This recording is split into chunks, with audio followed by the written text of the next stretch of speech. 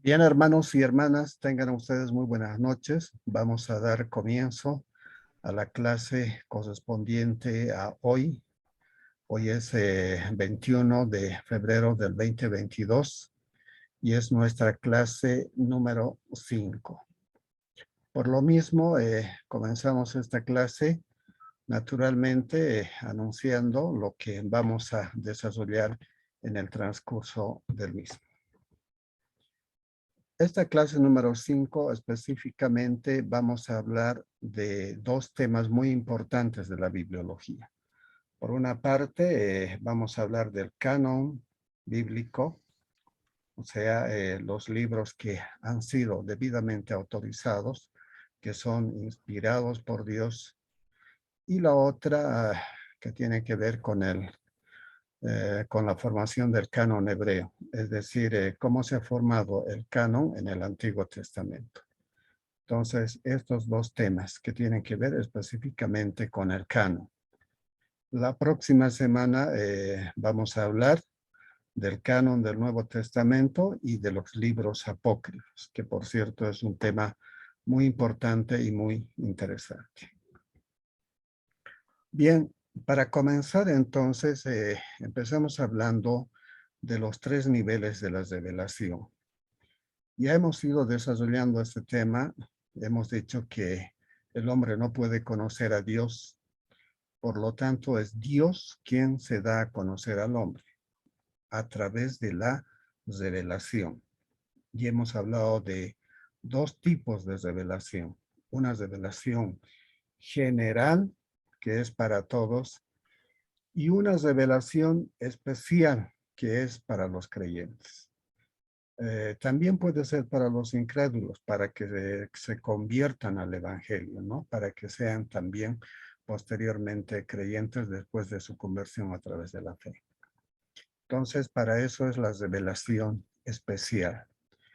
Vamos a darle énfasis a esta parte de lo que es la revelación especial.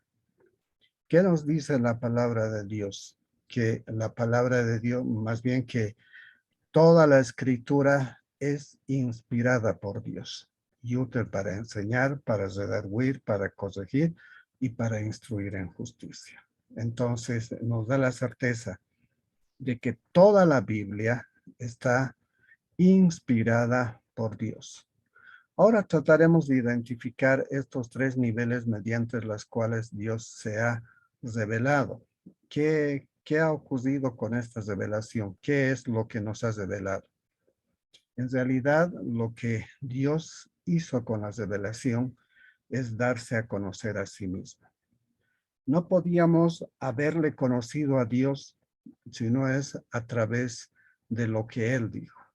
Entonces hay tres niveles mediante las cuales Él se ha manifestado y se ha dado a conocer, y en verdad nosotros de la misma forma hemos podido entender esta revelación. La primera es que se ha revelado en la persona del Señor Jesucristo. En este punto tenemos que tomar muy en cuenta, tenemos que tomar en consideración el tema de la encarnación de nuestro Señor Jesucristo.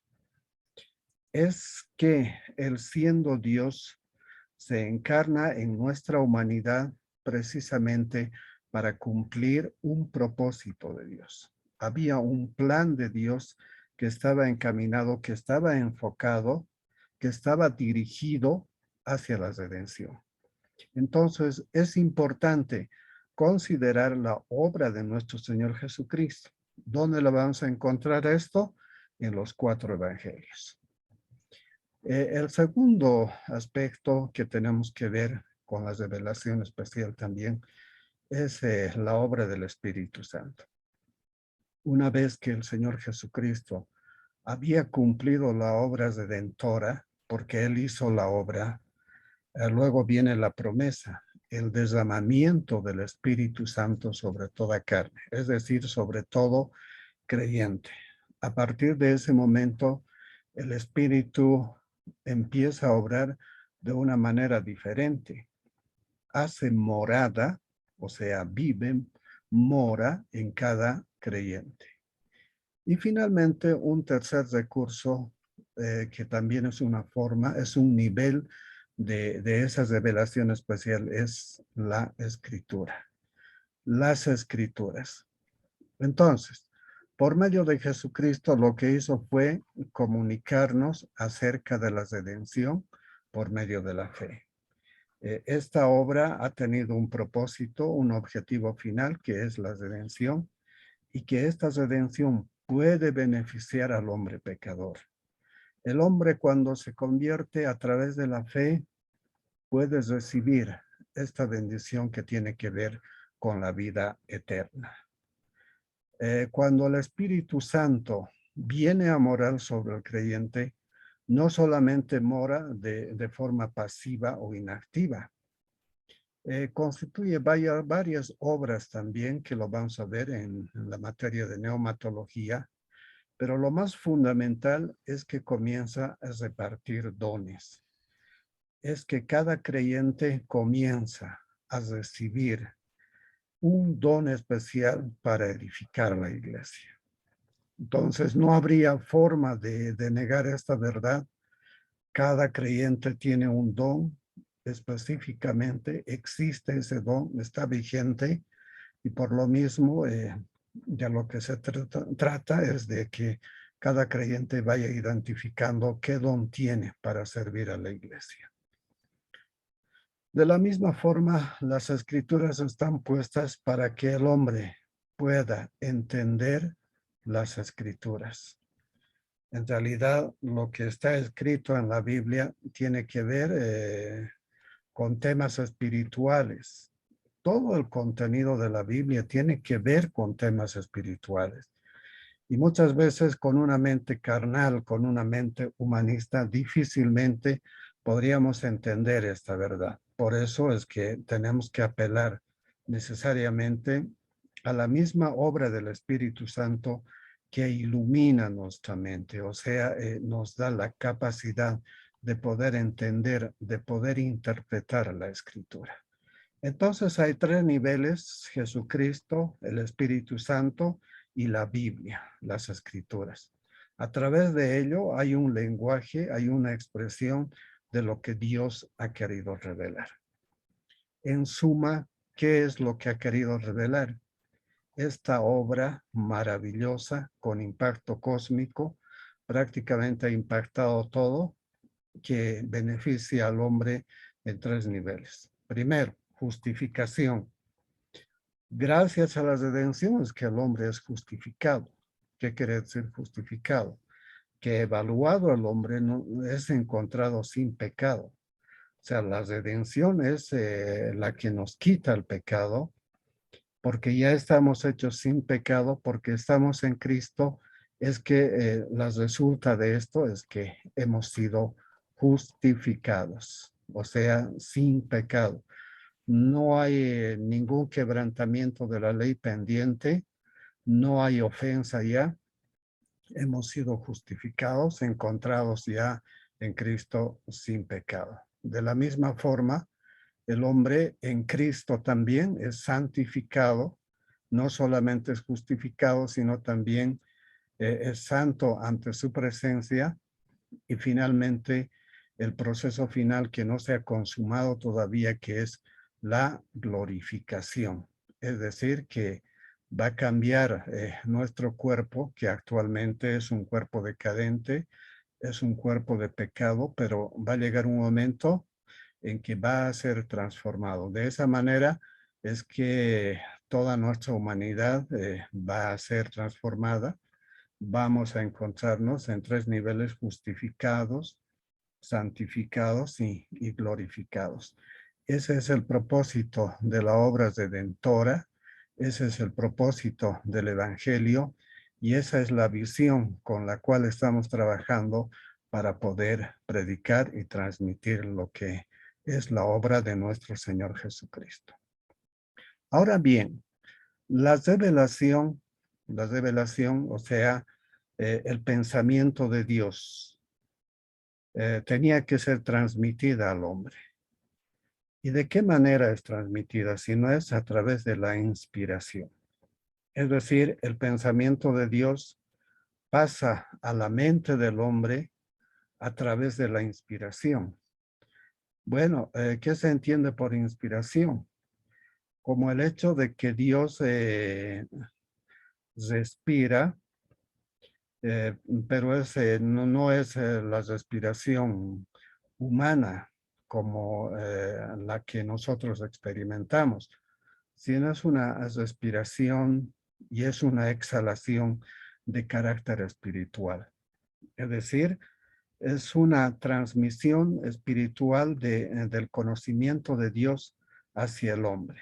Entonces es Dios revelando y el Espíritu Santo inspirando.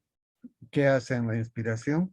O sea, dirige al hombre para que pueda registrar lo que Dios le está revelando.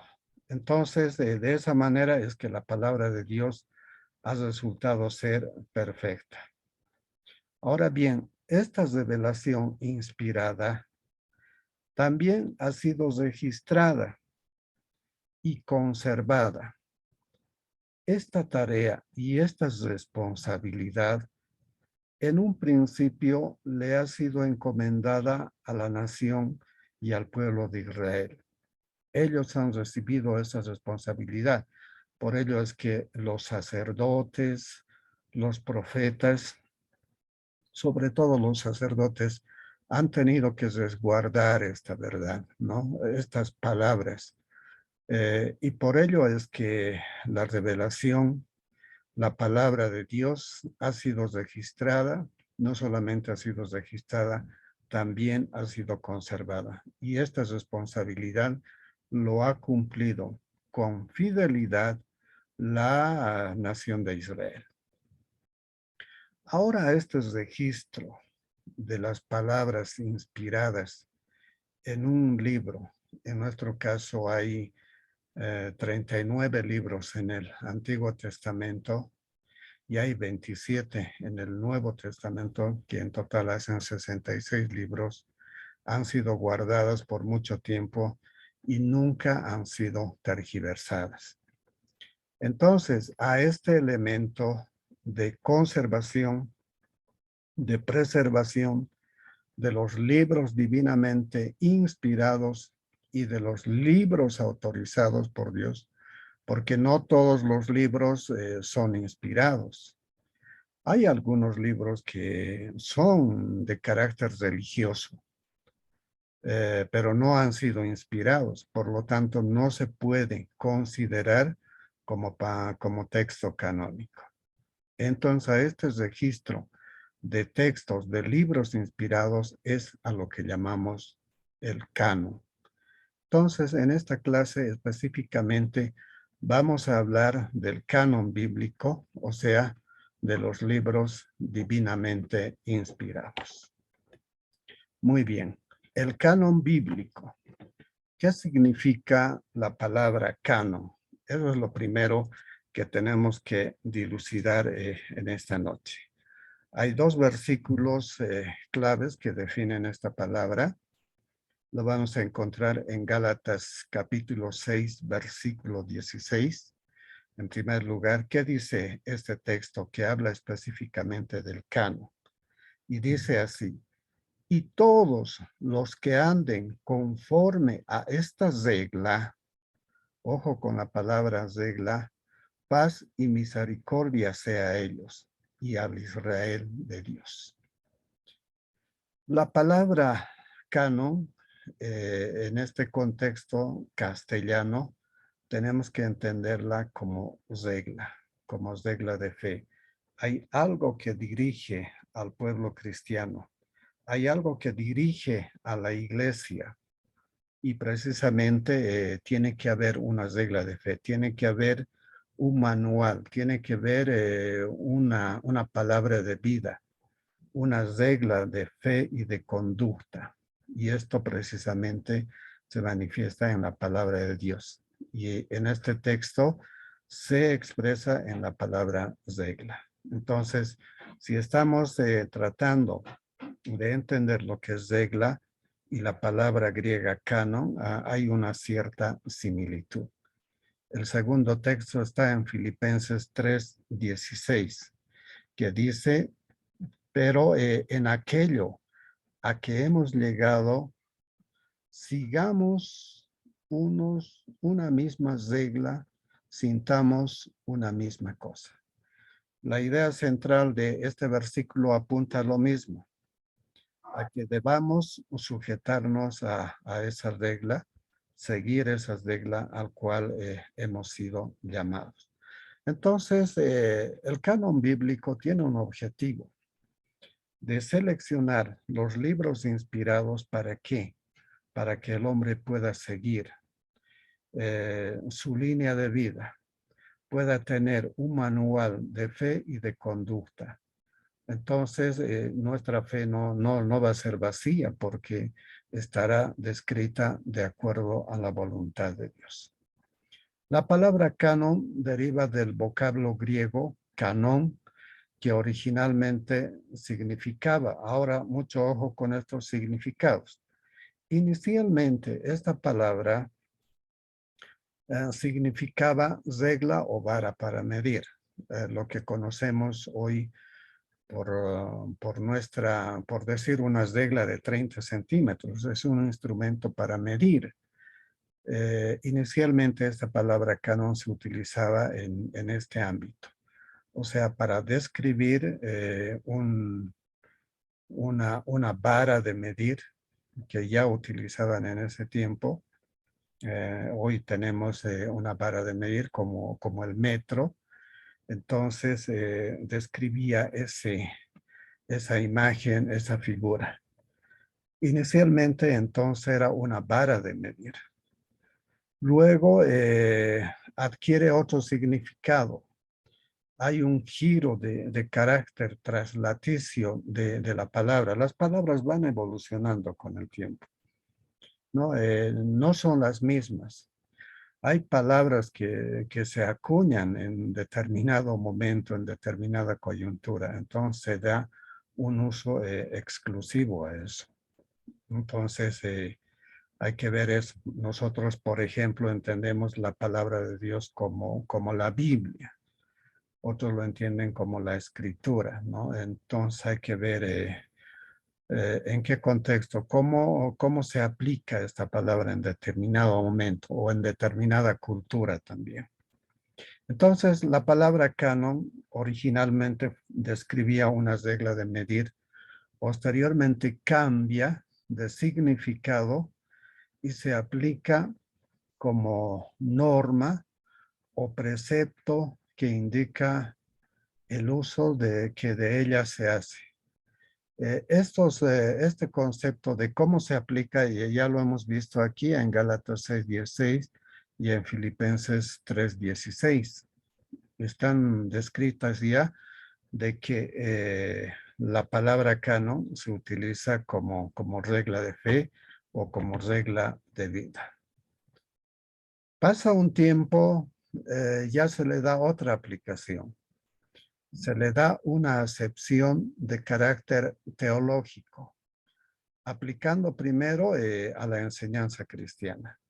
Es decir, para enseñar cómo debe ser el comportamiento, cómo debe ser la conducta del cristiano y de esa manera poder guiarse conforme a la voluntad de Dios.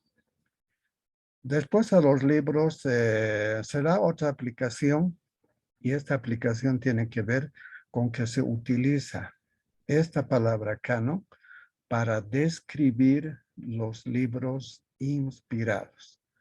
Específicamente, aplicando ya esto con los padres de la iglesia, podemos encontrar en Orígenes, por ejemplo, cuando él le da una aplicación teológica. Orígenes usó la palabra para referirse a la regla de fe, o sea, a la autoridad en materia de fe y de conducta. Eso es la escritura, eso es el canon, decía.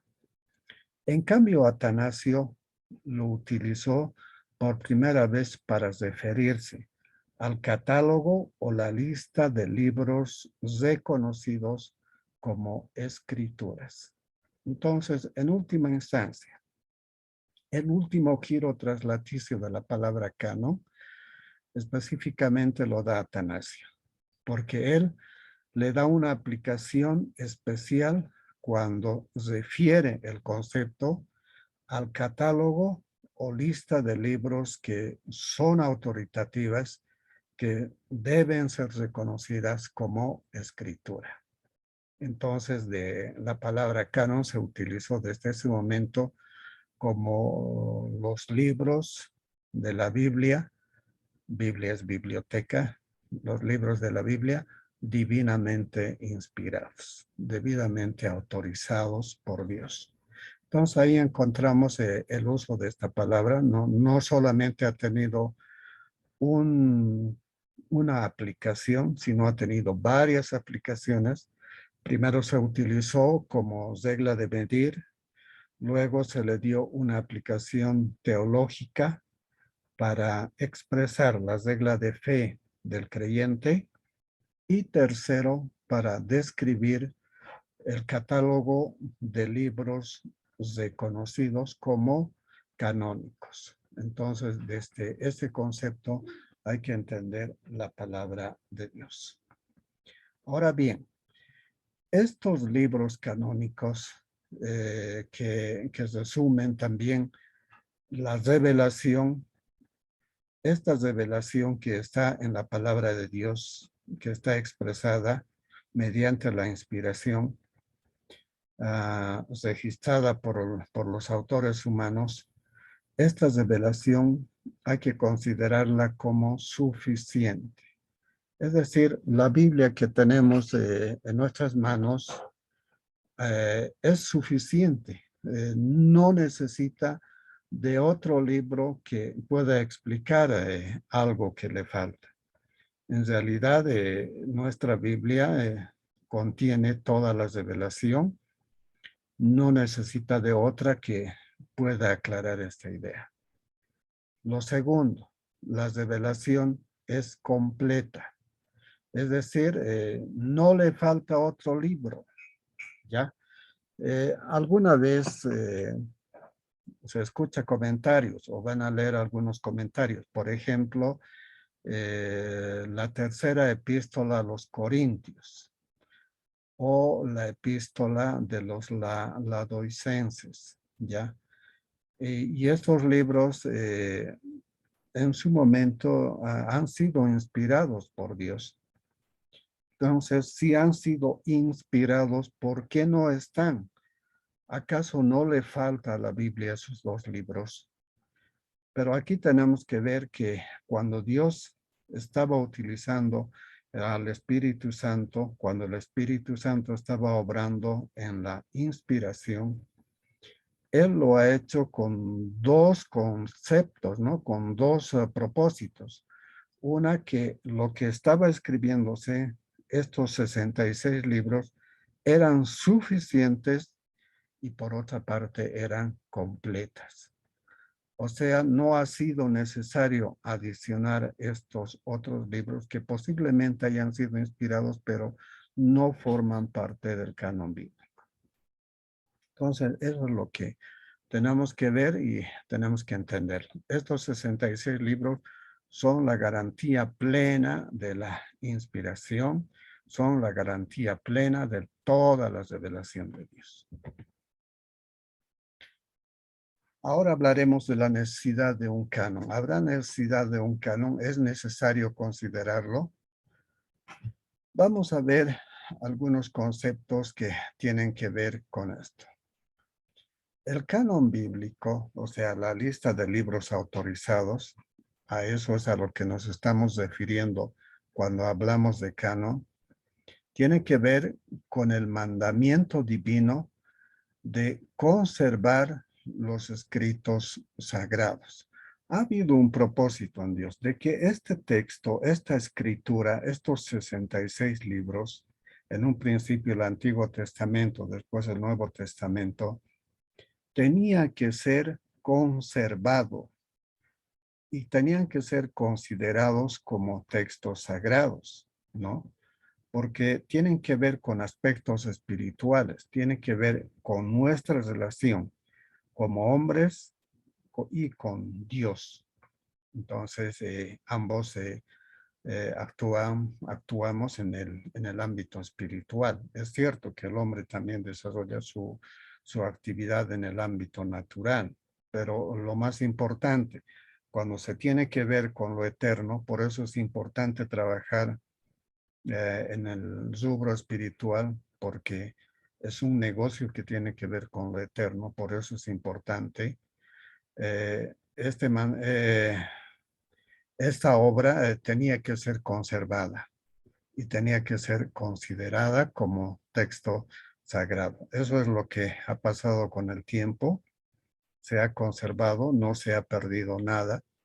Se lo ha encomendado así al pueblo de Israel, de acuerdo a Deuteronomio capítulo 10, versículos 4 y 5, Isaías capítulo 30, versículo 8, Josué capítulo 24, versículos 26, Samuel capítulo 10, versículo 25, Romanos capítulo 3, versículo 2 y segunda Pedro capítulo 3, versículo 16. Todas estas referencias bíblicas hacen específicamente una relación de la responsabilidad del hombre de preservar, de conservar los escritos sagrados. Entonces, ¿qué tenemos que entender? Que esto viene como mandamiento de Dios. O sea, Dios lo ha mandado así. Un segundo aspecto que hay que considerar también, que si bien la escritura en un principio ha sido ordenada, ha sido mandada por Dios a que sea preservada, a que sea cuidada, podemos decir, ha habido otros aspectos que también han motivado su conservación. Uno de estos motivos, un ratito vamos a hacer un paréntesis, tengo un problema técnico.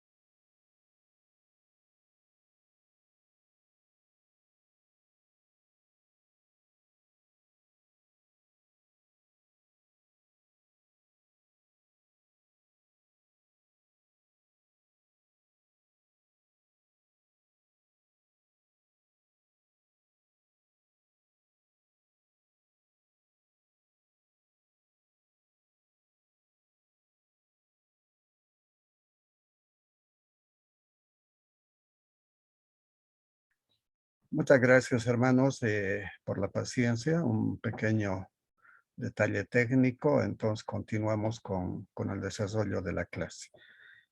En un principio habíamos dicho de que eh, la preservación de la palabra de Dios viene por el mandamiento, o sea que Dios lo dispuso de esa forma.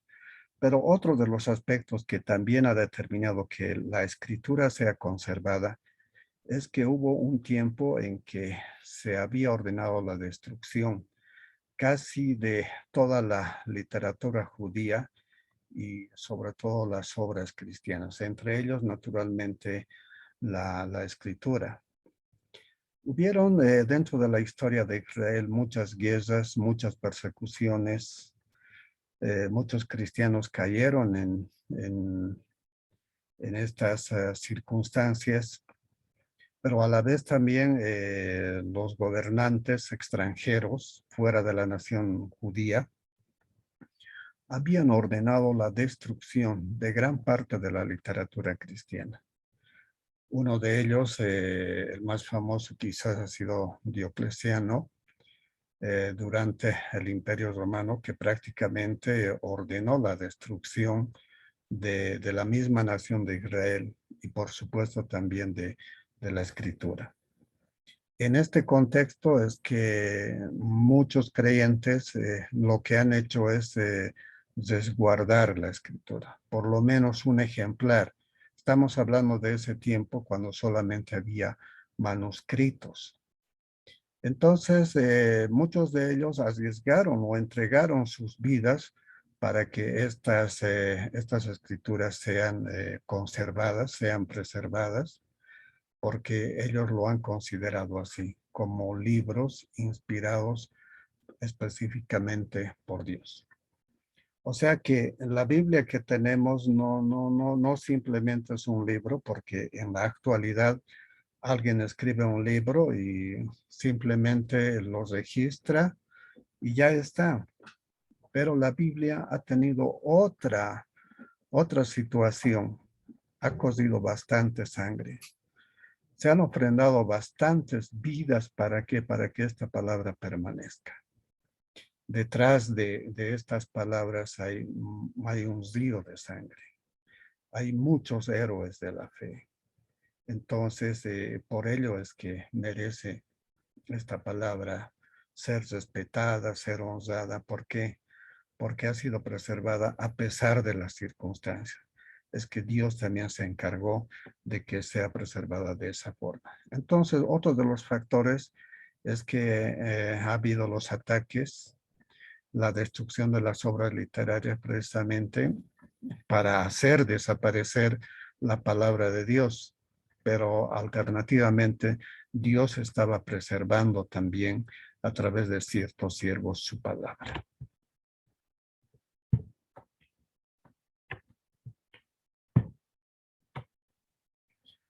El tercer aspecto, primero es la preservación de Dios mismo como mandamiento. Dios ordenó a que cuidaran la palabra. El segundo aspecto tiene que ver con ciertas tendencias destructivas, la intervención de países extranjeros que habían en su tiempo ordenado la desaparición de la Biblia, pero la Biblia prevaleció a pesar de esas circunstancias. Otro de los aspectos que ha tratado de contaminar o desaparecer la Biblia ha sido precisamente la proliferación de libros apócrifos. Los libros apócrifos son aquellos que no han sido inspirados, no son inspirados. Hay muchos de ellos. Pueden ser considerados libros religiosos, pero no por ello debemos considerarla como libros divinamente inspirados. O sea, no son libros canónicos. Eso es lo que queremos decir. Entonces, en determinado tiempo, más principalmente en el tiempo intertestamentario, hubieron muchos de esos libros apócrifos que han tratado de contaminar esta situación. Una última razón fue la proliferación de libros apócrifos en el periodo intertestamentario, como ya les manifesté, hasta en los mismos días de los apóstoles. Los cristianos se veían en la necesidad de distinguir cuidadosamente entre los libros canónicos y los que no lo eran. En el Antiguo Testamento no ha habido mucho problema en referencia a esto. porque la nación judía ha tenido la capacidad de conservar los textos, los libros inspirados, y lo han hecho con mucha responsabilidad. En el Antiguo Testamento hubieron también libros apócrifos, pero no se han considerado, no se los ha tomado en cuenta, porque ellos sabían que los libros inspirados tenían un carácter especial y por eso es que lo cuidaban, los registraban con mucho cuidado. Ya les dije en una anterior clase, incluso contaban las letras para que no se contengan errores. Y si hubiera algún manuscrito deteriorado, igual lo desechaban para que no sea por ahí utilizado de una forma muy diferente. El texto principal estaba guardado en ese tiempo en el templo de Jerusalén. Más antes estaba en el tabernáculo, entonces siempre ha sido preservado. Entonces ha sido cuidadosamente guardado. Ahora, ¿cuál es la extensión de estos libros canónicos? Aquí es donde vamos a encontrar cosas muy interesantes. Primero, los judíos, o sea, la nación de Israel, solamente se conoce 24 libros, es decir, solamente se conoce el Antiguo Testamento. No está reconociendo el Nuevo Testamento, a menos que ese judío se convierta a Cristo, entonces en tal caso sí, tendría que reconocer los textos canónicos del Nuevo Testamento. Pero por tradición, el pueblo judío solamente reconoce el Antiguo Testamento y solamente se conocen los 24 libros.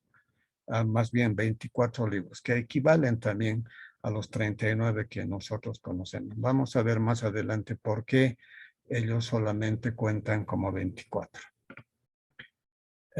Nosotros, la Iglesia Reformada, los protestantes, reconocemos 66 libros, es decir, 39 en el Antiguo Testamento y 27 en el más bien en el Nuevo. Ahora, la Iglesia Católica, aquí hay otra diferencia, reconoce 73 libros, 73 libros. Nosotros, los protestantes, reconocemos 66, pero ellos reconocen otros más hasta llegar a 73. Los 66 que nosotros los reconocemos, ellos también, al igual que nosotros, la consideran como libros canónicos. Pero la adición sobre los 66 hasta llegar a los 73 lo consideran como textos deuterocanónicos, es decir, textos tardíamente considerados como canónicos. Bueno, para nosotros los protestantes, estos textos que van más allá de los 66 son considerados como apócrifos. Lo que para ellos, para la Iglesia Católica, son consideradas como deuterocanónicos, para nosotros son consideradas como apócrifos. Esa es la diferencia. Entonces, resumimos esto. Los judíos reconocen 24, que son los mismos 39 del Antiguo Testamento.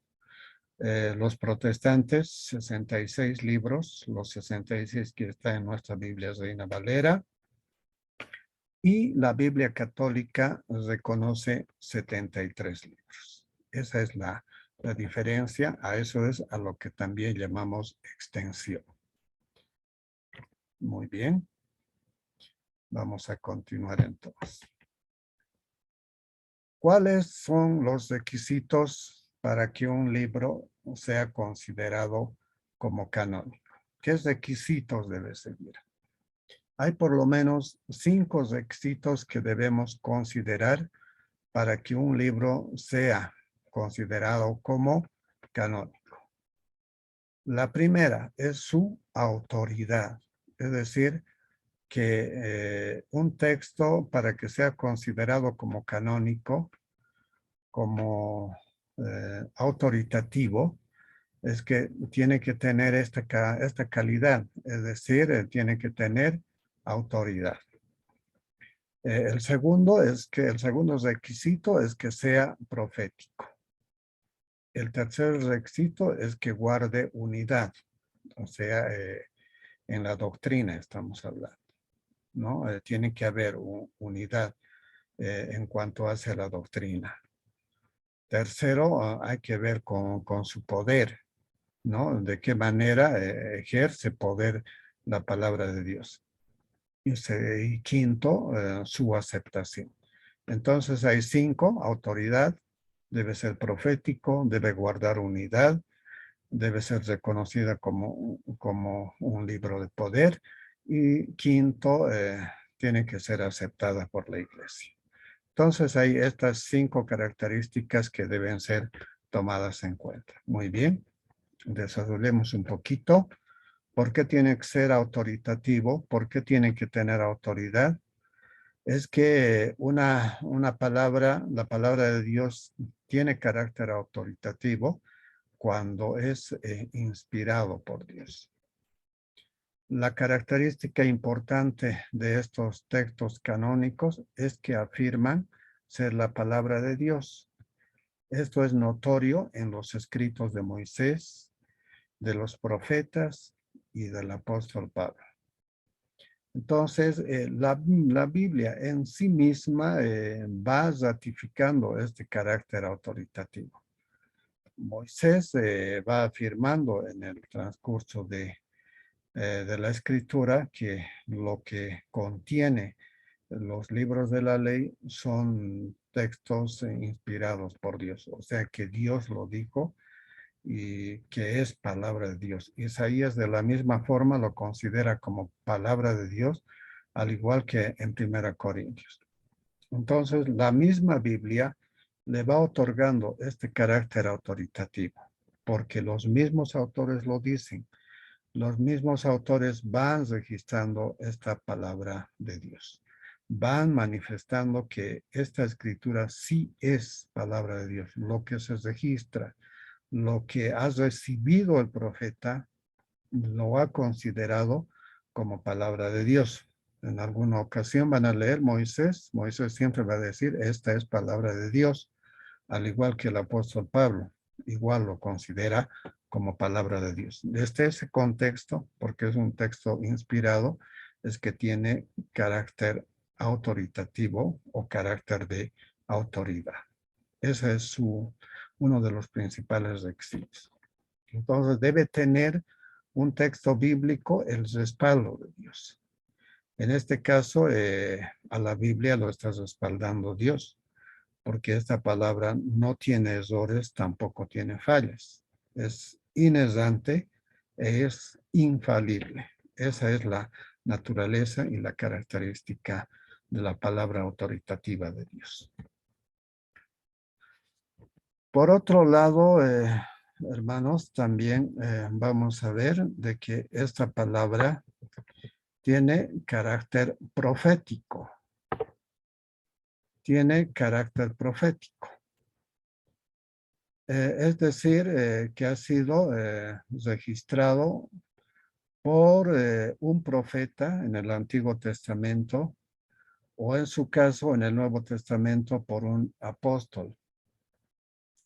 Es muy natural que los dirigentes de la iglesia esperaran que las palabras de Dios fueran escritas por hombres de Dios, como lo fueron los profetas en el Antiguo Testamento y los apóstoles en el Nuevo. Este requisito está suscrito en cada uno de los libros, no hay diferencia. Tal vez podríamos hablar un poco de Marcos y de Lucas, porque ellos no han escrito directamente, pero hay que entender también que Lucas ha sido discípulo del apóstol Pablo y Marcos ha sido discípulo del apóstol Pedro. Y si quisiéramos entender de otra forma, tendríamos que decir que Marcos, en realidad, en el fondo, es el Evangelio de Pedro. Y Lucas tendría que ser el Evangelio del apóstol Pablo. Entonces, tanto Marcos, o principalmente Lucas, que ha sido un gran investigador, todas las referencias para escribir el Evangelio, ha tenido que coordinar en cierta forma con el apóstol Pablo.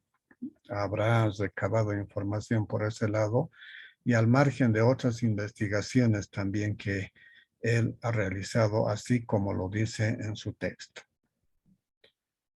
De la misma forma, el apóstol Pablo mismo reconoce la canonicidad del Evangelio de Lucas, al llamarlo escritura. Esto está en 1 Timoteo 5:18.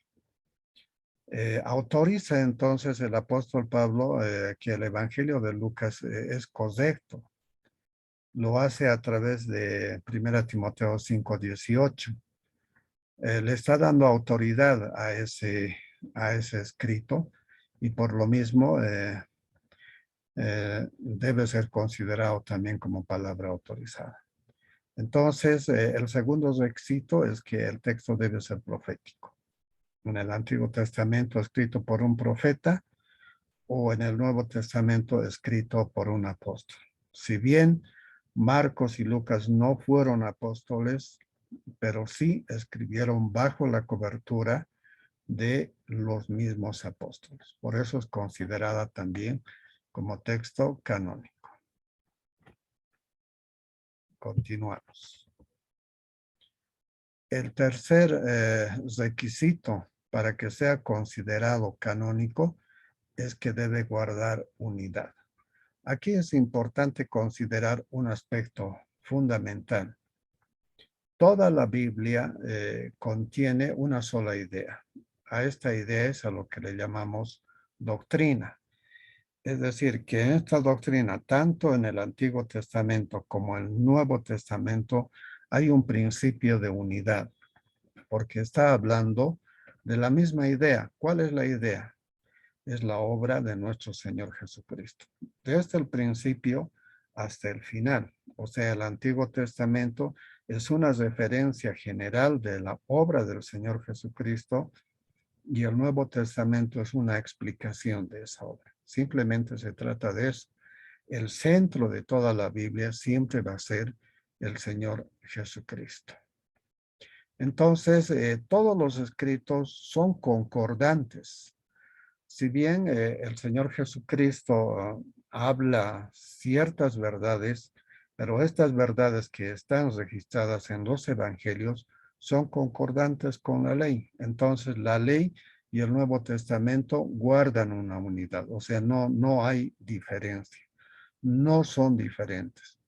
Alguna vez escuché a algunos hermanos decir, el Antiguo Testamento ya no tiene mucha eficacia, sino el Nuevo Testamento, pero no es así. Todo está hablando de la obra de nuestro Señor Jesucristo. En el Antiguo Testamento en términos de promesa y en el Nuevo Testamento en términos de cumplimiento.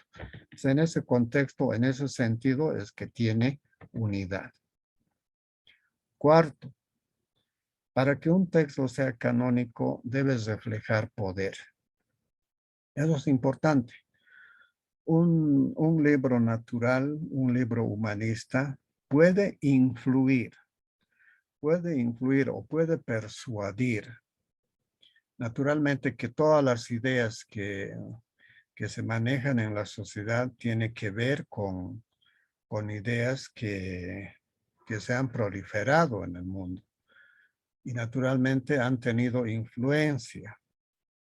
Hay varias de esas influencias, ¿no? Las ideas políticas, las ideas filosóficas, las ideas sociológicas que actualmente se van manejando.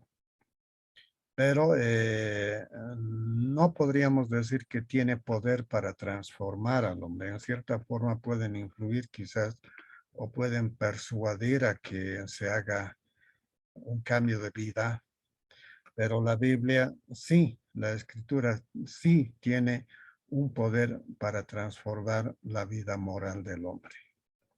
Entonces, este proceder, este poder, tiene que ver con que la Biblia ejerce un poder espiritual. Y muchos libros apócrifos no han sido considerados como tal porque no guardaban esta verdad, no funcionaban. Simplemente habrán sido libros religiosos, pero el hombre no cambiaba nada. Es a través de la lectura de la Biblia, a través de la práctica de la palabra de Dios, es que el hombre progresivamente va cambiando su vida. O sea, va cambiando de lo espiritual, más bien de lo carnal, a lo espiritual. Y de ese modo se va alineando a lo que es la verdad de Dios. Y quinto, el quinto requisito que tiene que ver con la canonicidad es que debe tener aceptación, debe ser aceptado por la iglesia. Hay muchos libros que han tenido carácter religioso, ¿no? Podríamos decir que dos de ellos quizás han sido los más relevantes. El pastor de Hermas, también el libro apócrifo eclesiástico. Ambos son considerados libros de Dios, tienen un buen contenido, especialmente el pastor de Hermas. Pueden recabar este libro apócrifo en la biblioteca y pueden leer y realmente tiene buena enseñanza, ya de carácter moral, es excelente, pero no es un libro canónico. Estaba cerca a ser considerado un libro canónico. Simplemente es un libro religioso, por eso es que la iglesia no la aceptó. Como estaba dirigido por el Espíritu Santo, la canonicidad, es que muchos libros, aunque sean religiosos, no han sido aceptados. Entonces, uno de los requisitos es que debe tener aceptación, debe ser aceptada por la iglesia, porque la iglesia también va a ir verificando si es canónico o no es canónico, si es autoritativa o no lo es, si es inspirada o no, entonces eso define muchas cosas. Ya hemos visto que un texto realmente canónico debe ser inspirado por Dios, ¿no? Debe ser autorizado por Dios. Eso es lo más fundamental y lo más esencial. Entonces también debe ser aceptada. Eso es lo que tenemos que considerar para que sea declarada como texto canónico. Ahora sí, vamos a ingresar a lo que es el texto del canon del canon hebreo, o sea, el texto en el canon del Antiguo Testamento. Para no cansarles, hermanos, nos daremos un tiempito de 5 minutos para que puedan, a ver, retroalimentarse un poco, tal vez tomar un pequeño café para que no sea continuado y cansador. Nos daremos un receso de 5 minutitos y luego comenzamos con esta segunda parte que tiene que ver con el canon hebreo o el canon del Antiguo Testamento. Entonces, a partir de este momento nos damos un pequeño receso y entramos al segundo punto del tema que tiene que ver con el canon en el Antiguo Testamento. En 5 regresamos.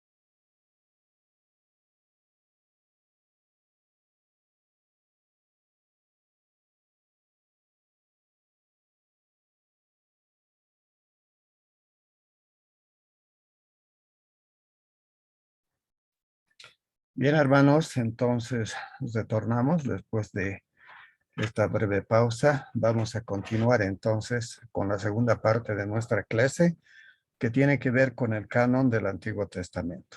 Hay dos tipos de cánones, un canon que es del Antiguo Testamento y otra que es del Nuevo Testamento. Ahora bien, vayamos viendo los libros canónicos y la literatura hebrea.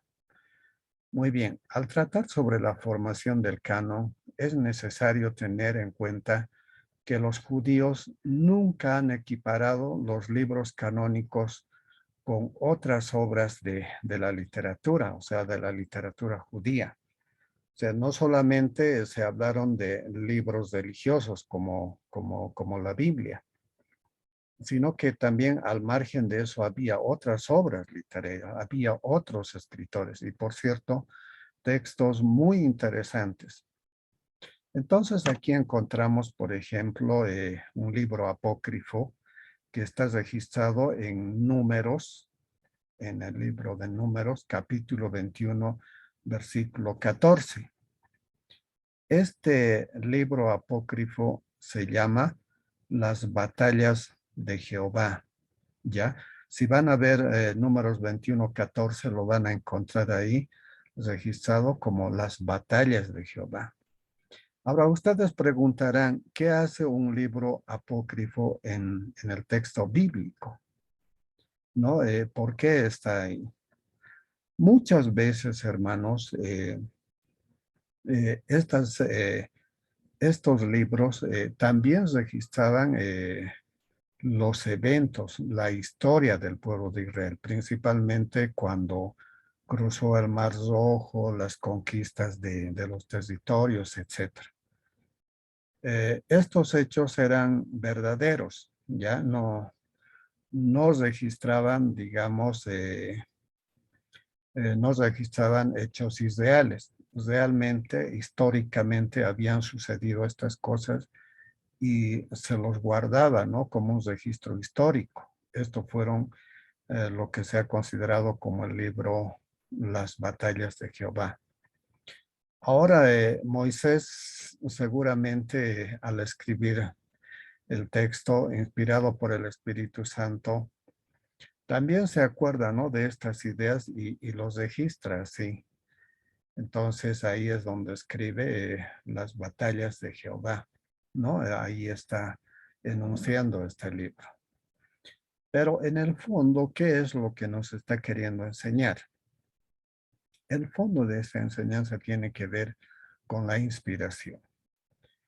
La inspiración, hermanos, no es un dictado, sino simplemente es una influencia, es una especie de persuasión, es una dirección del Espíritu Santo para que el autor humano pueda registrar la palabra de Dios. Ahora, indudablemente que el autor humano tiene pues un intelecto, tiene dentro de sí conocimiento literario y naturalmente tiene una capacidad de carácter intelectivo, es un intelectual, ¿ya? Y por lo mismo utiliza ese su conocimiento precisamente en el proceso de dirección que está haciendo el Espíritu Santo. Es decir, seguramente ha leído en este libro apócrifo, Las batallas de Jehová, algunas verdades que han sido coincidentes con lo que Dios le había revelado a Moisés. Entonces, por eso lo utiliza simplemente como una referencia. No está anunciando aquí como una verdad bíblica. Esta partecita, este extracto que tiene el libro de Números, capítulo 21, versículo 14, simplemente está reflejando la verdad, la unidad doctrinal con lo que Dios estaba enseñando, estaba revelando a Moisés. Y por lo mismo, esto no afecta a la canonicidad del libro de Números. Exactamente, más bien está ratificando esa canonicidad. Esto lo hace porque el hombre, en este caso Moisés, sí ha tenido un conocimiento de ese libro, sí ha leído una parte de ese libro y ha encontrado que es coincidente con la revelación de Dios. Quizás puede ser ese un argumento por las cuales la haya registrado, porque si no, no tendría sentido, porque en un principio cuando leí esto, yo también me pregunté, ¿y qué hace un libro apócrifo aquí? ¿Por qué hace referencia a eso? Entonces, también hay que entender que Moisés estaba utilizando independientemente su propio carácter intelectual, su conocimiento, tenía conocimiento de esta literatura y estaba haciendo simplemente una referencia a esto, ¿no? Eso, hay otro también, los hechos del rey Salomón y las crónicas de Israel. Pues, respectivamente, estos los vamos a encontrar en Primeras Reyes 11:41 y en Segundas Reyes 15:31. Entonces, estos son algunos libros que originalmente no han sido inspirados, pero que en sí, en cierta forma, ilustraron, podemos decir, lo que Dios estaba revelando y cómo el Espíritu Santo estaba inspirando en ese momento para que el autor pueda registrarlo en la palabra de Dios. De todas maneras, con todo, si bien los judíos tenían estos libros apócrifos como las batallas de Jehová, los hechos del rey Salomón y las crónicas de los reyes de Israel, si bien habían estos libros, pero no eran considerados como sagrados. Por lo mismo, no han sido tomados en cuenta. En cambio, los libros de la ley sí tenían un significado especial para ellos, ¿no? Eran considerados como libros sagrados, como los libros de Moisés, como el libro que contiene la palabra de Dios. Entonces, eso es una referencia introductiva para ver cómo el pueblo de Israel ha ido conservando lo que es los textos canónicos, o sea, los textos del Antiguo Testamento. Muy bien, vayamos. Ahora bien, consideremos esto a continuación. ¿Cómo era el canon del Antiguo Testamento? O sea, también llamado el canon hebreo. Entonces tenemos que ver tres libros. El primero es la ley, el primer grupo es la ley. El segundo grupo tiene que ver con los profetas y el tercer grupo con lo que se llama los escritos. Entonces estaba dividido en tres, la ley, los profetas y los escritos. ¿Cómo originalmente se llamaba este texto? ¿No? La ley se la llamaba como la Torá, los profetas como el Nebim y los escritos como el Ketubim. Ahí está el acrónimo que sale luego, el Tanakh. El Tanakh simplemente es una representación. La T representa la Torah, el Nevin, la N y el Ketubim, la J. Ahora, en el lenguaje hebreo no había pues vocales, entonces era difícil leer T, N y J. Y luego la adicionaron como Tanakh. Entonces, la lectura correcta es Tanakh. Y este Tanakh es un acrónimo de lo que son la ley, los profetas y los escritos. En otras palabras, de lo que es la Torá, el Nevin y el Ketubim. Ahora bien, la ley contiene 5 libros: Génesis, Éxodo, Levítico, Números y Deuteronomio. Los profetas Josué, Jueces, Primera y Segunda Samuel, Primera y Segunda de Reyes, Isaías, Jeremías, Ezequiel, los 12 profetas, Oseas, Joel, Amós, Abdías, Jonás, Miqueas, Nahum, Habacuc, Sofonías, Ageo, Zacarías y finalmente Malaquías. y los escritos que tienen que ver con los libros poéticos, o los libros de sabiduría. Ahí están Salmos, Proverbios, Job, Cantar de los Cantares, Ruth, Lamentaciones, Eclesiastés, Esther, Daniel, Esdras, Nehemías, Primera y Segunda Crónicas. Entonces, de acuerdo a la visión judía, estos eran considerados como el canon hebreo, o sea, el canon del Antiguo Testamento. Muy bien, vayamos desarrollando a ver un poco, vayamos viendo la ley, cuál es el significado de lo que es el texto de la ley. Desde luego, el texto de la ley está registrado en un antecedente aproximado de más o menos 1500 años antes de Cristo. Más o menos esa es la referencia de su escritura. Posteriormente, esta obra, la ley, los 10 mandamientos y otros mandamientos adicionales que han sido registrados por Moisés, han sido guardados en el templo de Jerusalén. Con mucho celo, con mucho cuidado, han ido transcribiendo los manuscritos de modo que no se ha tergiversado nada. Eso es lo que se ha comprobado más después. De la misma forma, Josué lo guardó recibiendo de Moisés.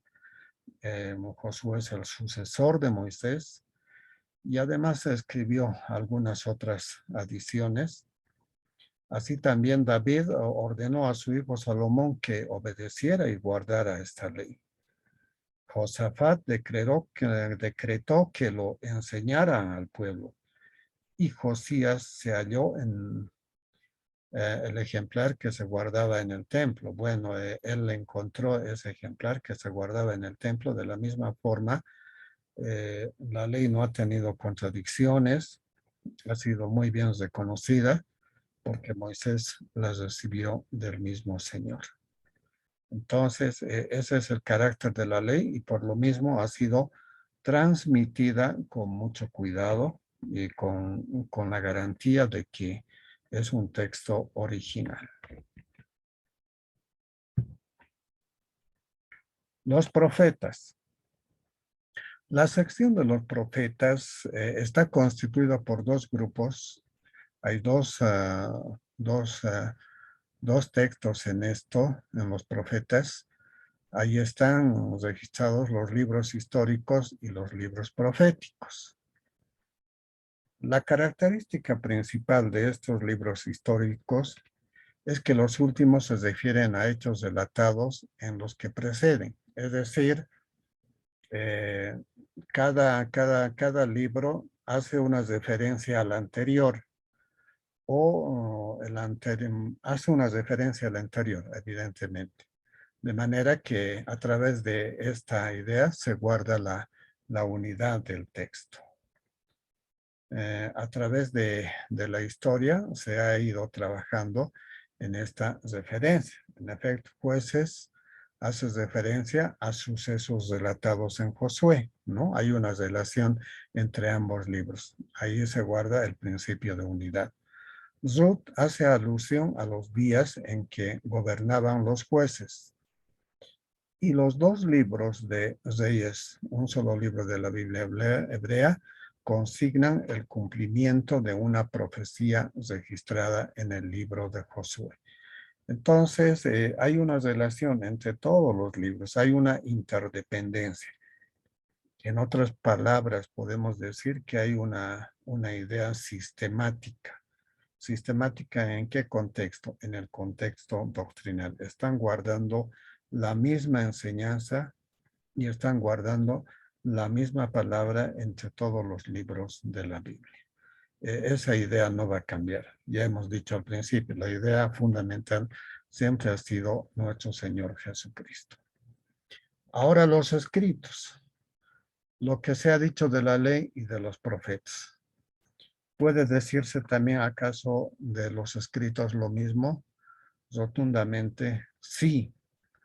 Una vez más, los libros de los profetas nos dan un testimonio de la existencia, de la canonicidad de algunos de ellos. Desde el siglo IV antes de Cristo, a Ezequiel menciona a Job. Samuel incluye el Salmo 18 y así sucesivamente. Crónicas tiene fragmentos de varios otros. Primera Crónicas, capítulo 16, versículo 7 hasta el 36. Jonás hace una cita del Salmo 42, versículo 7.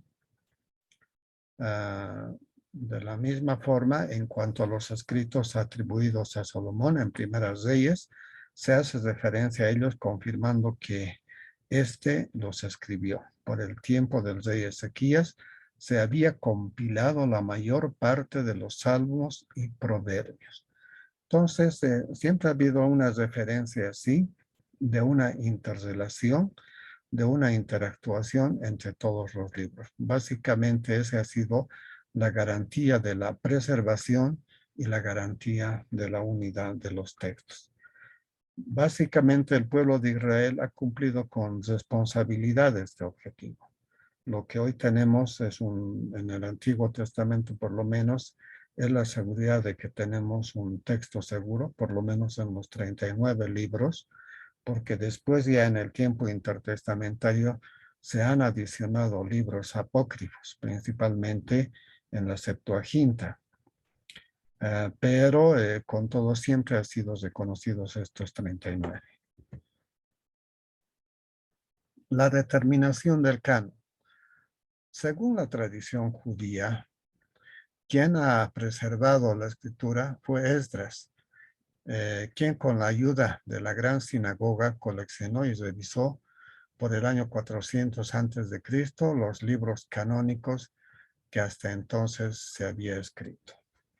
Durante las intervenciones del Imperio Babilonio y del Imperio Persa, básicamente el pueblo había sido dispersado y naturalmente había un olvido de lo que fueron las escrituras. Y al retorno, a la restitución, al retorno del remanente, ha tenido que restituirse esto. Y fue precisamente la tarea de Esdras que realiza este objetivo y por lo mismo hace una revisión de lo que han sido, de lo que son los textos canónicos y hace una revisión de esta obra por el año 400 y naturalmente antes de Cristo, ¿no? Y naturalmente va a llegar a la misma conclusión de que los libros son inspirados y los libros sagrados que han sido preservados a lo largo del tiempo. Después se incorpora Malaquías al canon, que es el último libro del Antiguo Testamento, donde también se profetiza ya el final de lo que ha de ser el Antiguo Testamento y se va a dar lugar después de 450 años a lo que es el Nuevo Testamento. Esta misma referencia lo vamos a encontrar en el Talmud. De la misma forma se hace una referencia acerca de la determinación de este canon. Básicamente se ha preservado este canon y se ha transmitido de esa misma forma. ¿Cuál es la confirmación del canon? Es importante el testimonio del Señor Jesucristo. El mismo Señor Jesucristo hace una referencia al Antiguo Testamento y al hacer una referencia, naturalmente está confirmando todo el canon de los 39 libros. Por ejemplo, hay que ver Mateo capítulo 23, versículo 25, donde hace referencia a todo el Antiguo Testamento con una frase, ¿no? Con una frase que hay que leer. Cuando dice, desde la sangre de Abel hasta la sangre de Zacarías. Estos dos mártires mencionan en Génesis capítulo 4, versículos 8 al 11. Y en Segunda Crónicas capítulo 24, versículo 21. Génesis es el primer libro del canon hebreo y Crónicas el último. En otras palabras, Jesús indicó que el canon del Antiguo Testamento abarca desde Génesis hasta Crónicas. lo que según nuestro orden de los libros, nosotros diríamos desde Génesis hasta Malaquías. Pero también Jesús se refirió a todo el canon mencionando las tres secciones que corresponden en Lucas 24:44, ¿no? Donde hace referencia la ley, los profetas y los escritos. Entonces, de estas dos formas, el Señor Jesucristo ha confirmado todo el canon del Antiguo Testamento. ¿Por qué? Porque ha hecho referencia a la ley, a los profetas y a los escritos. También ha hecho referencia a una frase cuando dice desde la sangre de Abel hasta la sangre de Zacarías. Entonces está haciendo referencia al Génesis y el libro del Antiguo Testamento de Malaquías, el último libro. Entonces esa es la garantía de la confirmación que ha hecho al canon del Antiguo Testamento nuestro Señor Jesucristo. Hay tres cánones en el Antiguo Testamento para información, ¿no? Uno es el canon de Palestina. Este canon de Palestina ha sido definido en Yamnia, esto en el siglo I después de Cristo. Es una traducción hebrea hecha después de Cristo.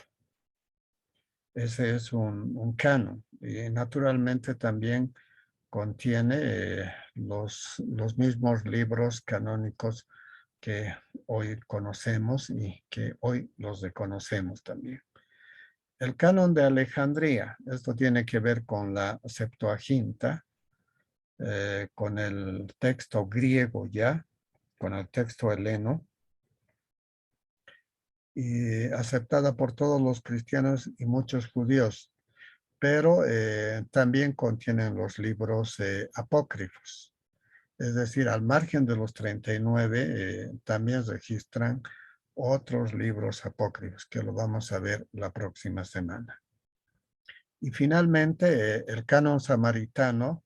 Ustedes saben, los samaritanos es otra secta que se ha formado en los tiempos de nuestro Señor Jesucristo. Ya tenían bien organizado y estaban al margen, ¿no?, del pueblo judío.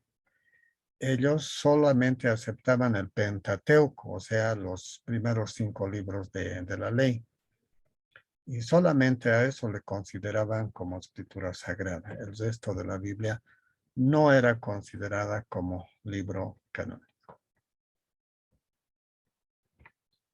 Ahora veremos un poquito rápidamente el canon de la Septuaginta. Ahí vamos a encontrar la ley, Génesis, Éxodo, Levítico, Números, Deuteronomio. Eso es lo que contiene la Septuaginta. Hasta ahí, plenamente de acuerdo. Los profetas, Josué, Jueces, Samuel, Reyes, Isaías, Jeremías, Ezequiel y los profetas menores.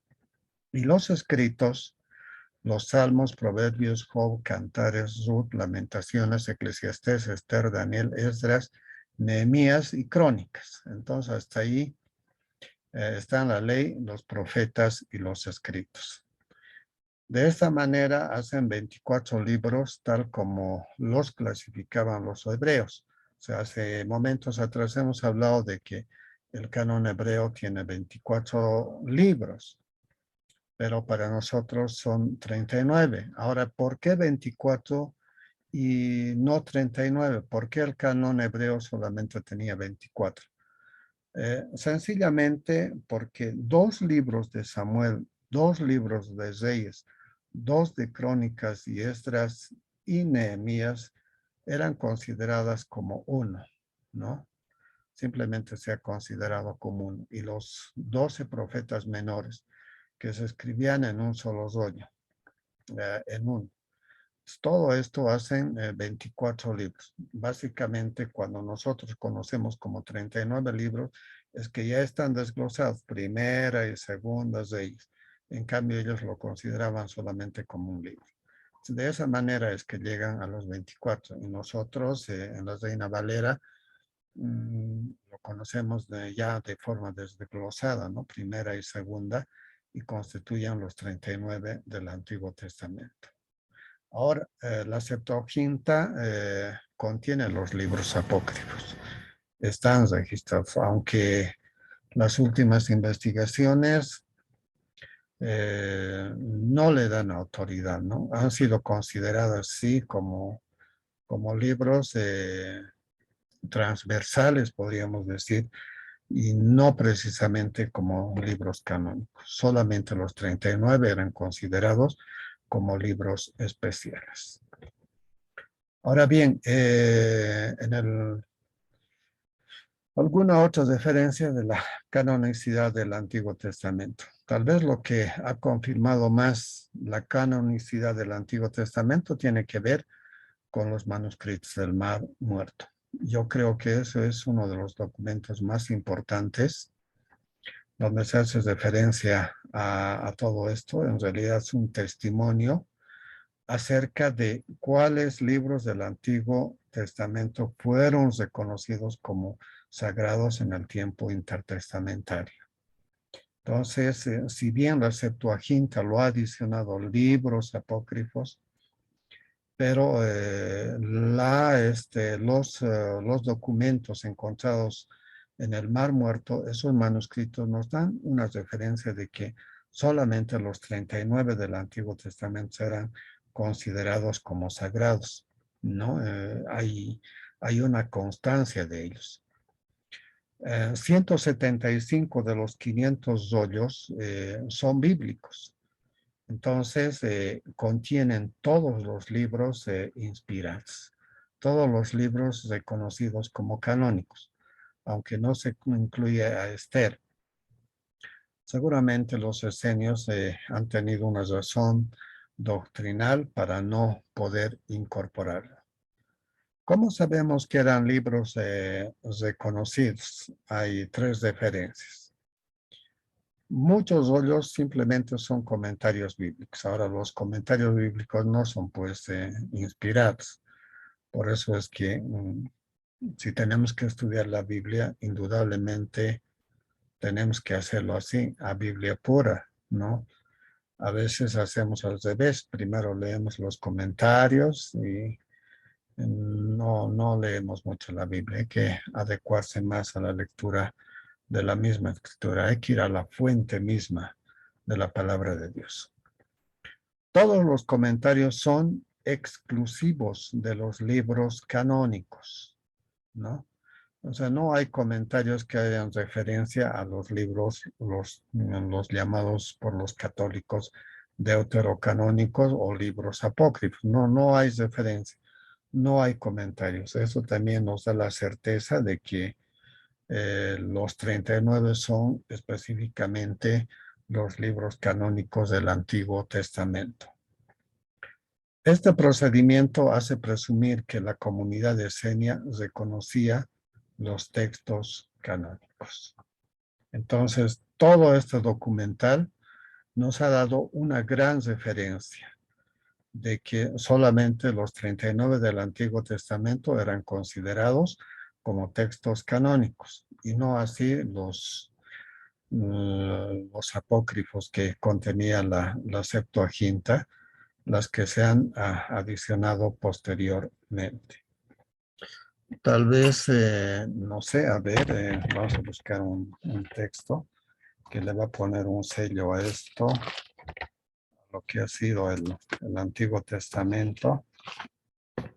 Vamos a ver Malaquías. Malaquías capítulo 4,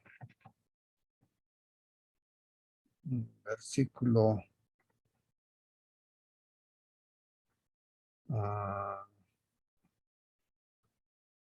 versículo 5. Si van a ver este capítulo 4, versículo 5, van a encontrar que aquí se cierra el canon del Antiguo Testamento. Dice aquí, he aquí, yo os envío al profeta Elías, antes que venga el día de Jehová, grande y terrible. Bueno, está hablando del profeta Elías, o sea, está diciendo que después de Malaquías no va a haber otro libro hasta que venga el profeta Elías. ¿Quién era ese profeta Elías? Era Juan el Bautista. ¿Y dónde aparece? En el Nuevo Testamento.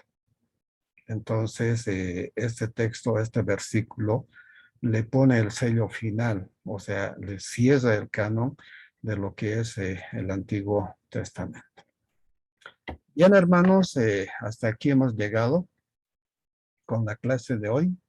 Hoy hemos visto los libros canónicos, cuáles son los canónicos, los libros autorizados por Dios, los libros divinamente inspirados, los libros sagrados, en este caso, los 66 libros que contiene nuestra Biblia, nuestra biblioteca espiritual. Lo segundo, hemos visto también el canon del Antiguo Testamento y hemos dicho que la preservación de estos 39 ha tenido la garantía del cuidado que ha tenido el pueblo de Israel. Hemos visto cómo lo han preservado, han sacrificado vidas para preservarlo.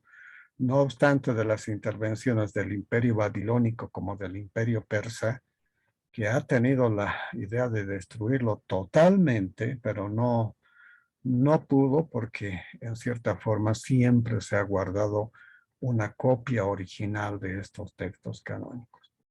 Posteriormente viene Esdras. Esdras vuelve a restituir la espiritualidad de estos textos, vuelve a enseñar al pueblo de Israel, a los remanentes, y precisamente vuelve a reponer lo que son los textos canónicos. Con Malaquías se cierra el canon del Antiguo Testamento en los versículos que ya les leí. Y finalmente decirles que el canon del Antiguo Testamento simplemente contiene los 39. Ahora la Septuaginta, o sea, la versión griega, ha adicionado libros apócrifos. Y hemos dicho que estos libros apócrifos no han sido reconocidos, por lo menos en los hoyos del Mar Muerto no se han encontrado ni siquiera comentarios de estos apócrifos. Si hay comentarios, específicamente han sido de los libros canónicos. ¿Y qué mensaje nos da esto? El mensaje es que estos textos son los divinamente inspirados. Bien, hermanos, muchas gracias. Que Dios los bendiga. O si tienen alguna pregunta o algún comentario, tienen la palabra. De lo contrario, siendo ya la hora, podemos retirarnos. Pastor, una consulta, buenas noches. Con respecto al material para estudio,